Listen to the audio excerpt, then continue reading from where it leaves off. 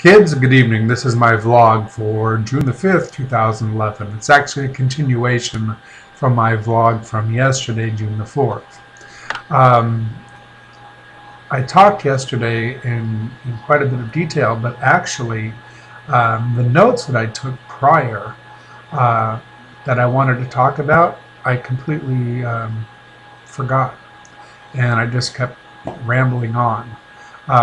So this is one of the things that I'm dealing with my medications and my condition, is that I often forget um, the purpose of anything or what I'm trying to talk about. So I'm going to give this a second shot, and I hope it works. Um, when I talked about the vivid visions, what I was trying to go for was 2 weekends ago. I was out um, watering plants and feeding my squirrels and the birds and changing the water in the bird baths so they don't get mosquitoes, and which is like part of my every other day routine, unless it rains, of course. And I had, before I start that, I always do dishes, and I do dishes manually. I pulled the dishwasher out and threw it in the garbage years ago. I like to wash my dishes by hand.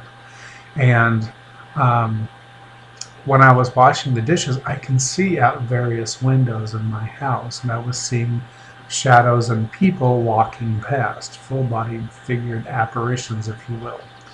And which is not uncommon for me, so it didn't really startle me, but the frequency was higher than normal. When I went outside, it was blisteringly hot, and I had to pick up dog poop and water plants and feed the squirrels and all that stuff, and it takes time out in the heat, and I wear a hat because I'm very photosensitive. And so I'm out there just baking and sweating, and it's perfectly miserable. And I started seeing all kinds of people around my entire house, all four sides of my house. There was like people everywhere.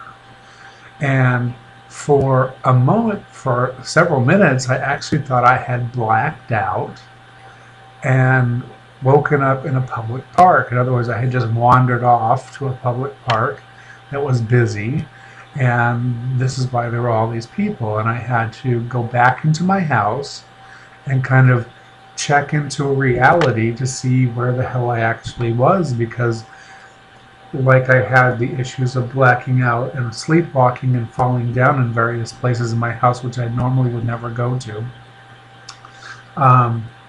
Here I was outside with all these people milling about that looked real, and yet they weren't there.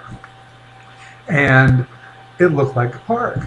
So I had to come inside and cool down and ground myself and try to pull myself together so I could go back outside. I wasn't scared of them. I just didn't know where I was. And I was in my own house, my own yard. And they were on all four sides of the house. No matter where I walked, it was just people milling about. And they weren't real. So that was disturbing. And then I've been having very vivid dreams for about a month now, a month and a half, maybe longer, where people that I know, past and present, come into my dreams in very vivid ways, and we have conversations and we have adventures and we have things that go on, and it's people like a lot of my Facebook friends who I haven't seen in 20, 30 years will pop into my dreams, and we will have, or even like in some cases their entire family will pop into my dreams, and we'll have a very like vivid, what seems like a very long, like hours long dream, or a couple hours long dream, a very detailed kind of adventure, and in some way I suppose that's healing me. That's the only thing I can think of. Um, or adding closure or something to a situation or an event. And for those of you on my Facebook list, very few of you have not joined me yet. Most of you already have, at least once and sometimes in several occasions. And it's actually kind of comforting. It can be disturbing, but it's actually kind of comforting for me. And these dreams continue. Now, the other day I had some dreams which I wanted to share, where it was this concept of living in a dual reality or a multi-dimensional reality. For example, there is a theory which I don't necessarily disagree with, where they talk about the Big Bang or Genesis or whatever you want to call it, and at that second, absolutely everything happened all at once. And all we're doing now is swimming through basically the wreckage, touching different things and being aware of certain things as we swim through this gigantic ocean, so to speak. And you would have to either believe that or believe in reincarnation, or both, to begin to understand some of the dreams I've been having.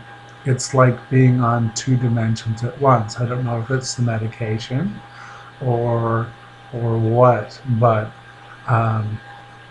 it's been a very interesting journey, because the dreams have become so vivid, and the hallucinations and everything have become so vivid. It's like I'm living on multiple lives all at once, and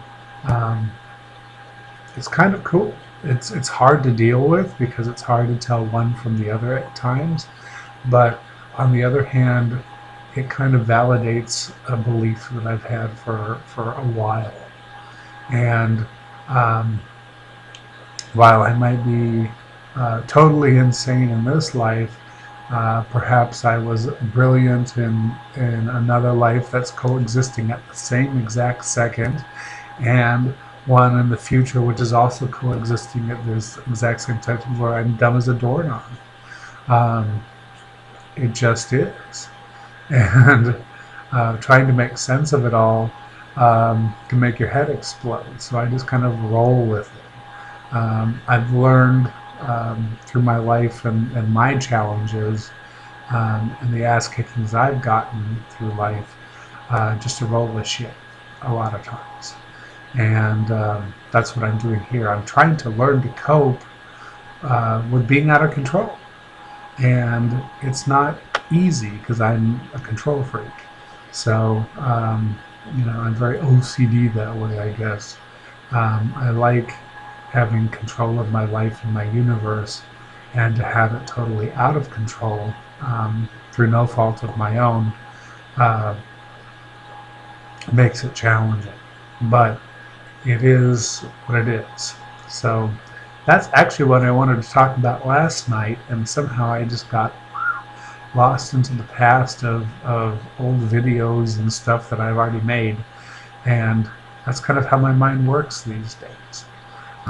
So I just wanted to share that with you, and hope you're all having a great week.